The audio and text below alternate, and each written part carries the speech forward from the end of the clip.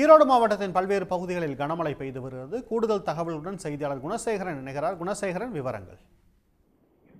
நிச்சயமாக ஈரோடு மாநகரம் மற்றும் புறநகர் பகுதிகளில் தான் கடந்த ஒரு மணி நேரத்திற்கு மேலாக கனமழை என்பது தற்பொழுது கொட்டி தீர்த்து வருகிறது. காலை முதலாகவே வானம் மேகமூட்டத்துடன் காட்சியளித்த நிலையில் பிற்பகலுக்கு பிறகு கரும் மேகங்கள் திரண்டு திடீரென மழை பெய்ய தொடங்கியது.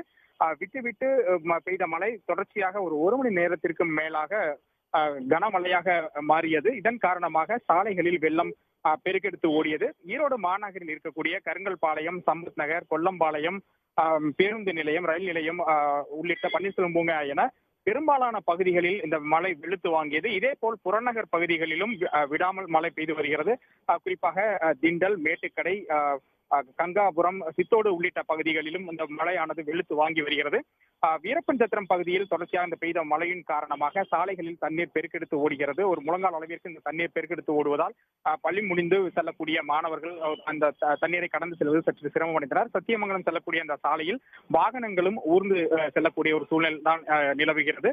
கடந்த சில தினங்களாக தொடர்ச்சியாக ஒரு வெயிலின் தாக்கம் அதிகரித்திருந்த நிலையில் இன்று பெய்திருக்கக்கூடிய இந்த மழை என்பது ஈரோடு நகரை குளிர்வித்திருக்கிறது. மேலும் சமீபத்தில் விவசாய பணிகள் தொடங்கி இருக்கக்கூடிய விவசாயிகளுக்கும் இந்த மழையானது ஒரு நல்ல விவசாய பணிகளை தொடங்குவதற்கும் ஒரு நல்ல வாய்ப்பை ஏற்படுத்தி கொடுத்திருக்கிறது.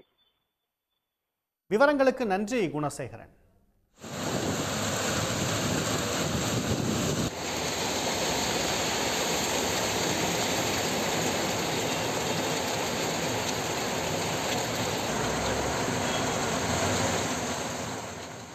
செய்திகளை தெரிந்து கொள்ள சன் நியூஸ் பெல் ஐகானை கிளிக் பண்ணுங்க.